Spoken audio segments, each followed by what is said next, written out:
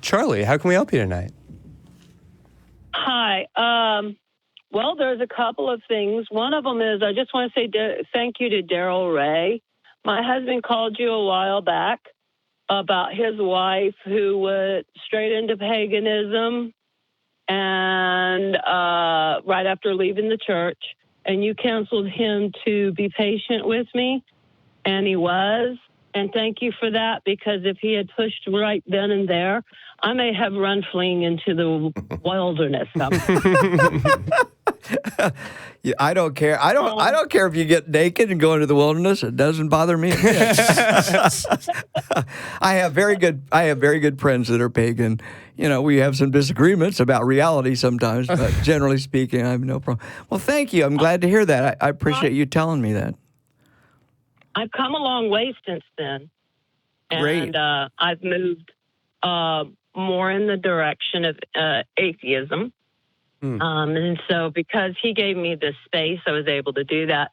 But my reason for calling is one of the first things that happened whenever I ran away from the church was I started to begin to actually deal with, first of all, the fact that I am by gender and I'm bisexual. Okay. And so that happened fairly, I guess, like this last August, that started to actually really come out in full force. And now I'm starting to actually deal with a lot of the issues surrounding my conversion therapy that I went through at 13. Oh, Charlie, I am so sorry to hear that. Wow. And oh, fuck. Wow. So I'm bringing all this up because I need some advice, guys, because I'm really, I'm doing what I know is supposed to make me happy. And it is to a degree because I feel like I'm starting to really accept me, but I have a lot of baggage and a lot of voices from the people who did this to me running through my head at the same time. Cognitive dissonance is like, so strongly in my life because on one hand, I'm doing what I know is me, but at the other hand, I'm just listening to this continuous conversation. And when I say not like of voices, but you get what I'm saying, just these memories of these voices telling me you're going to go to hell. This isn't what God created. You're making everything be a mockery of what God intended. And I just need some advice about recovering from this because I don't have it.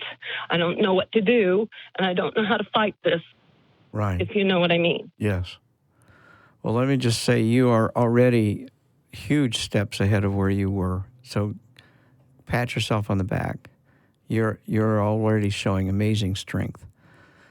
And I know it doesn't feel like that, but you just said August. August is not very long ago. That's just around the corner. Yeah. So you really have to give yourself a lot of credit for what you're already achieving.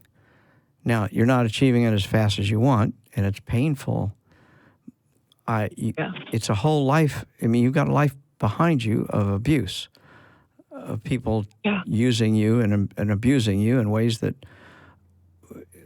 that actually probably, you said 13. And at 13, we're going through really important developmental stages at that point in time. And when you get that kind of treatment at 13, you actually miss that developmental stage, or you don't complete it, so to speak. So what I'm hearing, Charlie, and I'm not here to do therapy for you. I'm just giving you some advice, okay? I'm giving you my best angle at it. And that is you're working to get through this all by yourself. But remember, other people did it to you. It took two people to do this to you. Or not two people, it took another person. I think it's going to take the same thing. It took a whole freaking camp to do this. Yeah, yeah, right. And there's some developmental pieces you probably missed, and you don't even know it. It doesn't feel like you did, but you because you said, well, I went through teenage years, I was rebellious or whatever, but that doesn't mean you didn't finish that piece of your development at 14, 15, 16 maybe. I don't know. I'm not here to do therapy. I will say you're going to need somebody to help you, somebody that's trained and knows how to deal with trauma, and a good therapist can help you do that. That would be where I'm going. Yeah, and you talked about the timeline and this expectation that things already be well. And I guess I would say to you, I heard you talk about the things that are supposed to make you happy. And I would just remind you that nothing is supposed to fix anything. Nothing is supposed to be this way or is going to magically take care of any of these things. There are no rules here.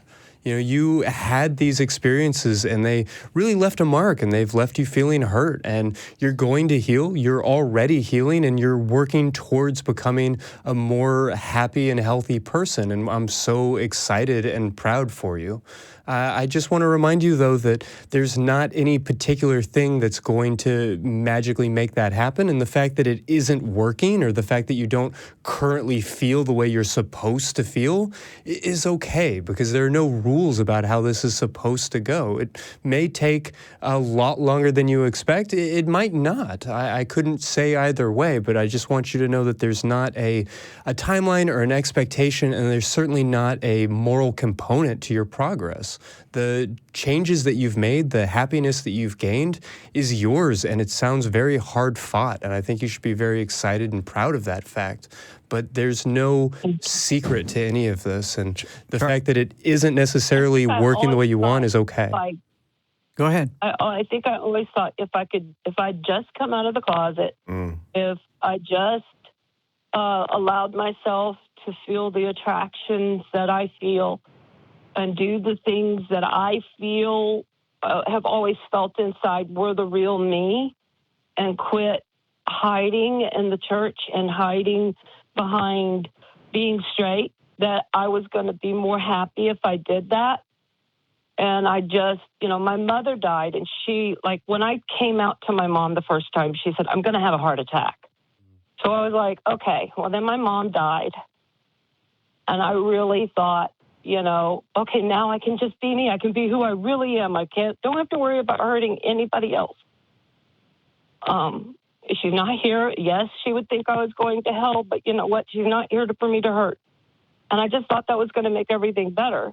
And instead, it's like, none of this has changed as far as the struggle is still here, even though I am trying to be the real me. Charlie, early on, you heard in kind of our earlier discussion that there are symptoms that make up religious trauma syndrome. And what I'm hearing is you are exhibiting some pretty clear symptoms. Mm-hmm. It's a syndrome, and it's got a bunch of symptoms, and it's not going to go away. It's very difficult for you alone to do this. So I'm just saying you're probably going to need to find a trauma-trained therapist that can help you deal with this. And this is stuff you can deal with rather, I'm not going to say quickly, but a hell of a lot quicker than if you try to do it yourself. I mean, think about this. You don't go out and fix your own car. You go find somebody that knows how to fix cars. At least that's the way I work. You don't want me fixing your car. I might be able to fix my car if I really knuckle down and read all the manuals and everything. It might take me 5 years to fix my car. In the meantime, I'm walking to work. And that's kind of where you're at. You might be able to fix this in 5 or 10 years, but you might be able to do it in 6 months with a good mechanic, so to speak. I have a therapist, and she keeps saying to write, but even whenever, because she had me get a journal, and she wants me to write, so I'm trying to write, but every time I write, I start having panic attacks immediately after I'm writing for a full 24 hours. So it's going like this: write, have panic attacks for 24 hours, write. No, that's not good. How long have you been with your therapist, Charlie? I've been with her for about 6 months, but we've only just now started working with this. Mm-hmm. Okay. How are you feeling about it so far? How do you feel about your therapeutic relationship with her? I think I have a good therapeutic relationship. It's just we've dealt a lot with a lot of surface, and now we're getting into nitty-gritty, and I just find myself like I'm sitting in the therapy chair knowing that this is where I need to be, but everything in me is going, please run, please run, please run. Get away from this. Let me make a suggestion. Let me make a suggestion Boy, I'm sorry. I was just going to say, let me make a suggestion about that, because you've brought up a really interesting, is highly ordinary. It's quite ordinary for a therapist to ask you to write. Your response is a bit extraordinary. Yeah. So, and that's fine. That's okay. What you might do is you've already expressed an interesting thought that you're sitting in the chair knowing here's all the things I need to do. Have you ever sat down and wrote those things? No, actually, I haven't done that one at all. Written what it feels like to be there is what you're saying? Yes, and then take that written document back into your therapist and give it to her. Because what you're saying is you've got things you'd really like to explore with her, but you have not been able to do it while you're in that chair. That's really quite common. Part of it is the conversion therapy was dressed in the form of therapy. Mm-hmm. Yep. So you go in and you sit down and you're with your, quote, peer counselor, and they are ripping you apart. Yep. For every thought, every feeling, even freaking the way I sat was being torn apart, because you're sitting like a man. You need to pull your ankle off your knee and put it around your other ankle, because that's how ladies sit. You are not a man. I know you think you are, but you are not a man. You are a girl. Right. So, yeah. So, I mean, I would walk in to that room with this conversion therapist, and my insides are turning, just knowing everything about me, everything I see me as me, everything about my identity is getting ready to get ripped apart and remolded, if you will, into an image of something I don't see myself as being. Right. And so I think that there may be a small bit of this that's about that. I would say it's more than a small bit. Probably not small. Yeah. What are you thinking, Sarah? I mean, at a time in your life when you were still developing your identity and your brain was still growing and shaping itself, you were given what you were told was therapy and something to help you by people who cared about you. And it was essentially trauma. It was brainwashing, like we were discussing earlier. And so a part of your brain was programmed, essentially. And so you're getting this still in the form of the voices that you mentioned, that are repeating these scripts over and over because they've been trained into you to do that. And that just, oh my God, I can't even, I'm shaking. I'm so angry about this. What I want to say, I think, is that there's going to be an instinct to feel guilty about having those thoughts because it's going to feel like you're working against yourself. And I want to encourage you to remember that these thoughts were put into you, that this was done to you. And another thing that I wanted to say is that I know it feels like it's taking forever. I know it feels like progress isn't being made. And a lot of that is probably because you are in such, you've had this part of yourself activated. It's always been there, but it hasn't been challenged until you started to, express other parts of yourself. And so now it's active. It knows there's stuff to fight. It has to fight it off, right? And so it's causing you to suffer in this for probably a significant amount of your life. And when you are in the midst of suffering, it seems like that is, time is slowing down, and this is the only thing that matters, and everything else is just extraneous. And so that's definitely going to make it feel like everything needs to be faster. You gotta get this better. You gotta make it better. I mean, it doesn't help that I'm like 50 years old and I'm thinking, okay, you got 20 more years of your life. Right. You know, now it's time to really do it. If you're going to go and do all these things you dreamed about, you got to go do them now. And then I move up to the line to do them. And I feel like a car that has the gas pedal and the brake going at the same time. And it's like, you know what I mean? Yeah. That's a pretty accurate description from what I've heard from you. Yeah. But every step you take is getting you closer. Yeah. So every little bit, there's not a finish line. I want to emphasize that. There's not a finish line. Every step that you take in getting through this, in addressing this, even seeing it, is going to make your life improve over time. And it's so, yeah, just the fact that you're doing it, you don't have to finish in a set amount of time, because what you're doing right now is enough. Okay. I just want, you know, I've got 20 years, and I really, really want that before I leave this earth, especially now that I know that there's not, you know, anything after this. I really, really want to be me before it happens.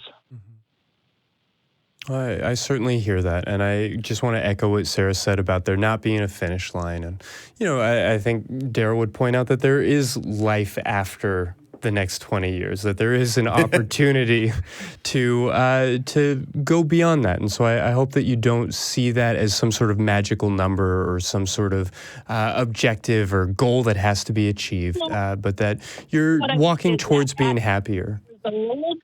What I'm saying is that at 50 years old, we're generally thought that maybe you're around till you're 70. And that's what I'm talking about.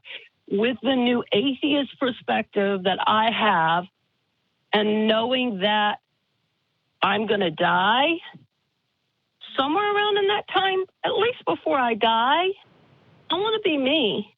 I'd like to be able to, you know, be on the time period where I'm dying that I went, yeah, I finally became me. At least achieve that before I go. Well, think of Charlie, that you changed in the last 20 years, and see just, you know, the difference between you then and you now. It's going to happen. Change will happen. That part is inevitable, and you're guiding that change in what sounds like a really responsible and really brave way. And so if you continue to do that, there's not going to be a magic moment where all of a sudden you're you. You're you now, but you're becoming a happier, healthier, more authentic version of yourself with each step. And so I hope that you keep walking. I hope that you keep going. Charlie, one last thing before we get on to another call here. I want to ask this question. What are you doing to create meaning in your life now? Are you volunteering? Are you helping somebody? Are you doing something to make the world better? Actually, I've gotten into a group here where I live, where we're creating safe places for the LGBTQ community. Okay, that will be therapeutic. That alone, getting out and creating your own meaning, because your religion told you what your meaning should be. And once you get out, you have to create your own meaning then. And I would say that, at least in my experience, once somebody makes the decision to get out and start helping other people, even as they're struggling, even as they're suffering, that becomes a therapeutic action on their part. It says you're taking control of your life. And if you're doing that, that just added another one to the list that that Christy was talking about earlier. You're doing many things right. Keep working with your therapist. Keep volunteering. Keep finding ways to create meaning.